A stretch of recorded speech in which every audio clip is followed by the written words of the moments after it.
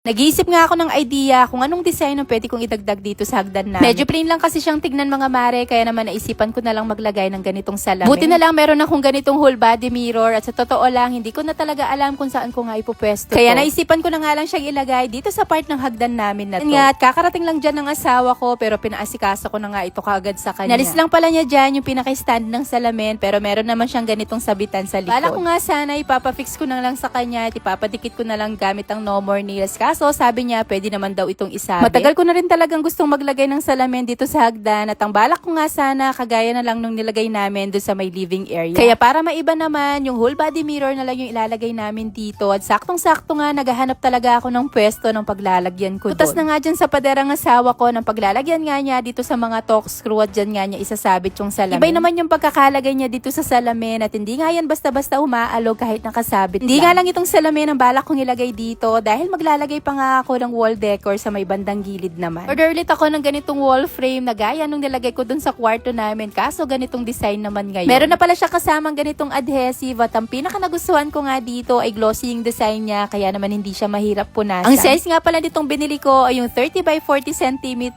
pero meron pa namang mas malaki dito kung bet nyo nga yung mas malaking size. At ayan, ididikit mo na nga lang siya sa wall at no need mo na nga magbutas pa dito sa pader. Parang nagustuhan ko nga yung design nito mga mare, napaka-simple lang pero napaka-eleganting tignan lalo na kapag naidikit mo na nga sa pader. Napakamura ko nga lang nabili yan mga mare pero tignan nyo naman hindi halatang mura lang Siyempre, para mas maging maganda nga yung tema ng hagdan namin kaya naman naglagay ako ng ganitong olive tree sa gilid. Artificial plant nga pala yan na olive tree na nabili ko lang din sa online dahil alam nyo naman hindi talaga tayo nakakapagpatubo ng tunay na halaman dito sa loob ng bahay. Last year ko nga rin yan nabili mga mare pero tignan nyo naman hanggang ngayon maganda pa nga rin siyang tignan. Inalis ko nga pala yung pinaka-pot niya dahil nga baka hindi siya magkasya dito sa may gilid. Hindi naman ito nakakaabala kapag pumapanik kami at ayan, sobrang nagustuhan ko talaga yung bagong tema ng hagdanan namin. O siya, paano mga mare, hanggang dito na lang muna at hayan na muna for today.